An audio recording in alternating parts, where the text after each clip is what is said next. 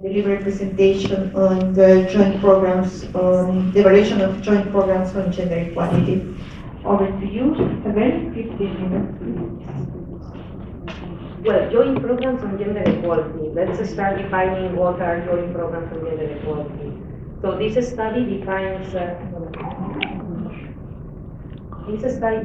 joint programs of gender equality as those joint programs which have a specific objective on gender equality and the empowerment of women. So just to clarify that was the unit of analysis of this specific study. And we are getting ready with the presentation.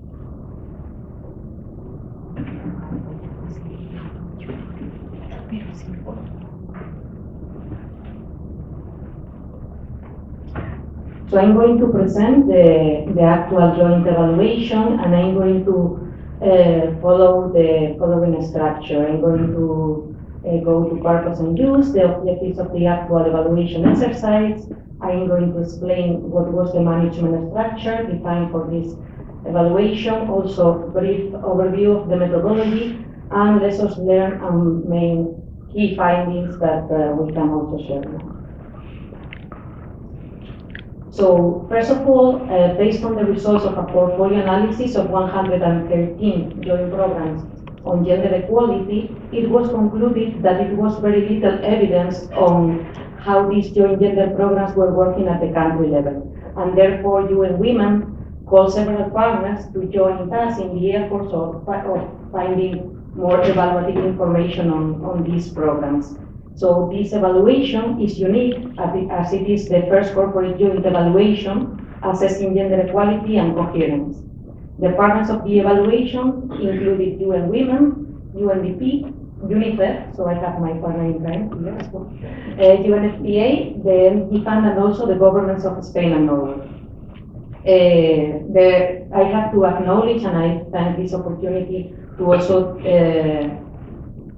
reiterate that their substantive engagement has made this a truly joint exercise, and the outcome of this evaluation would have definitely not been possible if it had not followed this joint approach. I am sure about it. Therefore, once again, thank you very much for the excellent team's work and the dedication by the colleagues of the 7 partners. I think this is important also to acknowledge. Well, the evaluation objectives included these 5.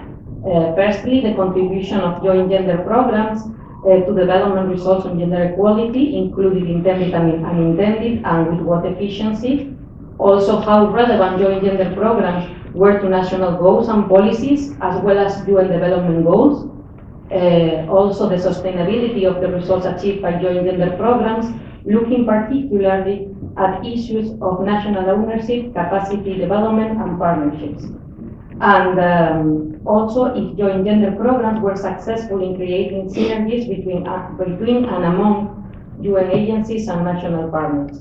And finally, to what extent joint gender programs have integrated a human rights-based approach to programming. Regarding managerial structure, the evaluation was conducted by an external independent evaluation team, and then it included a threefold global structure that was composed by an evaluation management group that included representatives of independent evaluation offices in our other corporate evaluations in UN Women. I don't know if this is the case of other agencies, but the first was limited information available on the results of joint gender programs, and the second, the limited availability of data for comparative analysis with both single agency programs on gender equality and other type of joint programs as well. So these were like what I would have highlighted as main limitations. Findings of the study were organized around these 5 categories, including relevance, ownership and accountability, coherence, synergies and efficiencies, sustainability, results and added value. I'm not going to discuss here with great detail all the findings, and I will resume on very key ones towards the very end of the presentation.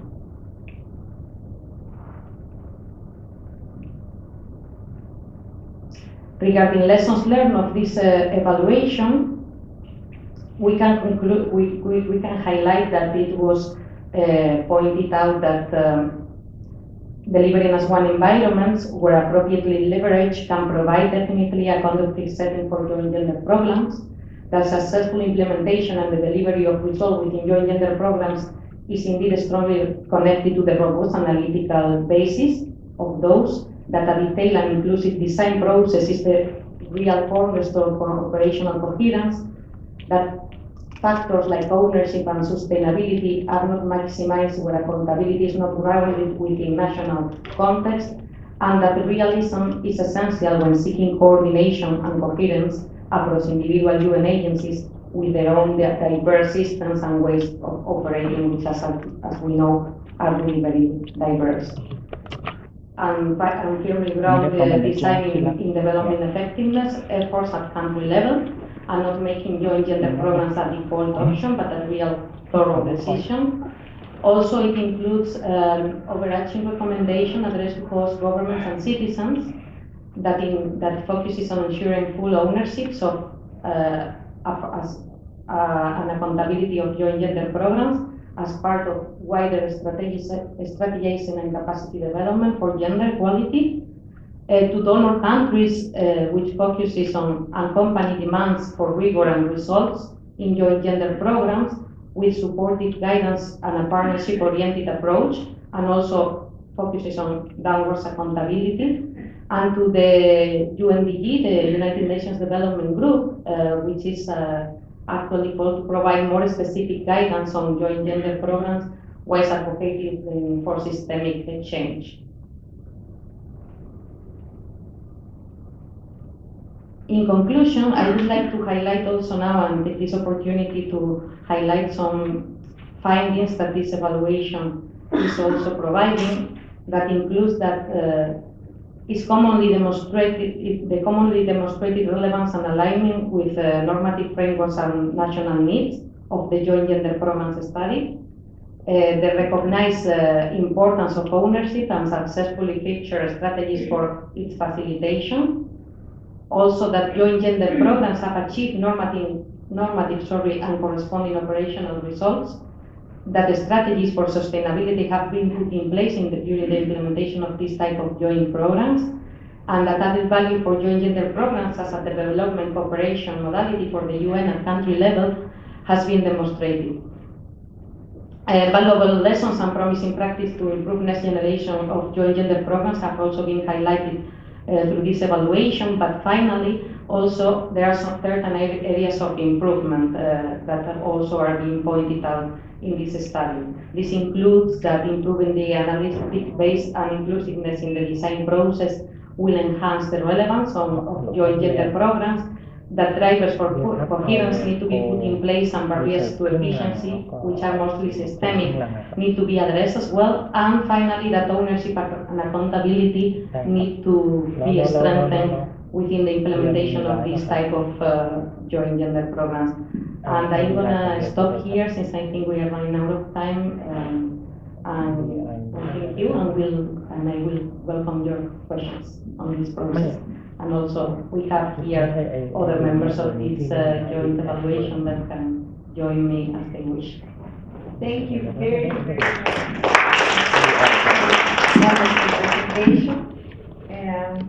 We're going to take questions. May I ask you to be brief and to the point? We are under the risk of not having the final plenary, so I don't want to rush you, but just to ask you to be concise. The reason I'm asking is that it seems to me that sometimes it can be a lot easier to actually conduct sort of a meta-evaluation of performance across two agencies, or focusing on learning rather than if you go into performance. Thank you. Thank you, Katrina. Any other questions? Scott, yes. Thanks, Isabel, for a very interesting presentation. My question relates to what is your strategy and how will you be engaging the government's structures of these different agencies that are involved in making them aware of the findings, using the findings, responding to the findings, etc. If you could comment on that, please. Thank you very, very much.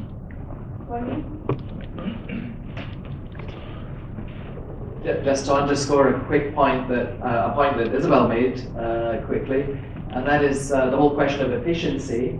There's sometimes an implicit, sometimes explicit expectation that working jointly is more efficient. A lot of that under the Paris Declaration stuff and so on. And what we found repeatedly in evaluations, including this evaluation, is that it's not necessarily more efficient. It is very time consuming, there are high transaction costs, and the question then as to whether it really is efficient is whether there's significant added value at the end of the day, doing things jointly as opposed to doing things separately. Now that's talking about programming, but actually the same applies with regard to evaluations, of course. If we do joint evaluation, do we get more out of it at the end of the day than if we evaluate separately? So just to highlight the implicit message there, which I think we inherited from the Paris Declaration and so on, and still hasn't been debunked. A lot of donors still seem to think that if only the UN was more coherent, it would be more efficient and more effective, and that's not necessarily the case. What they were doing and if that's an advisable part of this model. And then the second question was on the follow-up, having so many different actors involved. It may be more obvious and nowadays better to have two and then have follow-up, but when you have 5 or 6 involved, how are you going to go about that and how are you ensuring that the evaluation results are going to be used? So the unit of analysis was the joint gender program as such.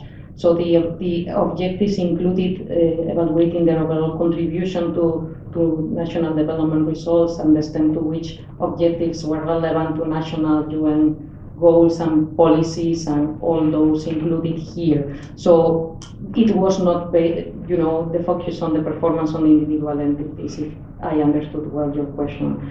And the fact that we have also Norway and Spain, I think it was decided because it was strategic, since these two countries were identified as countries that were more keen to promote and to fund this type of mechanism, joint gender program. That's why they were invited at the beginning of the implementation of this evaluation to join the rest of UN entities that compose the management structure.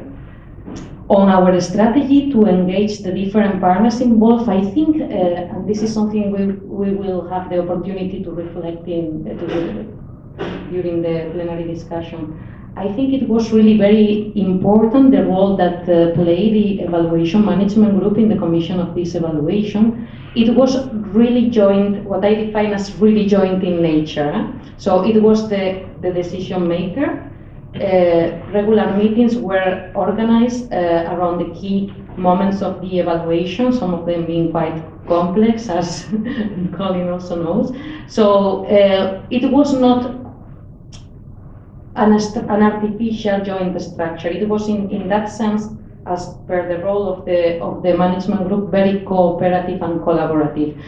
And what we are facing now, and this also leads to the question of the last question on how we will follow up on the implementation of the management response of this evaluation. I think the key challenge actually is now the evaluation steering committee response, because this is being produced now. We still don't have an evaluation management response.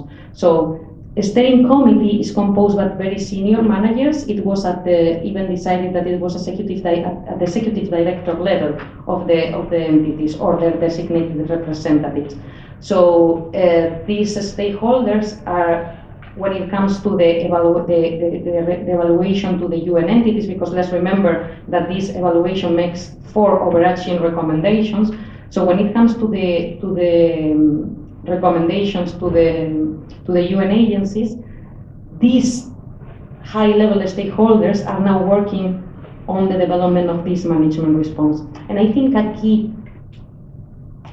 limitation that this may have at this moment is that maybe their involvement towards the process itself was not as key as the involvement of the evaluation management group. So when it comes now to the production of the management response, it's not that clear for them what their role should be. There is not maybe an evaluation culture in all the entities involved that really allows them to understand what they are expected to produce and what this also involves in terms of follow-up to key actions. So it's going to be interesting how this evolves, because also we are independent evaluation office, so sometimes we are called like, okay, so what shall we do?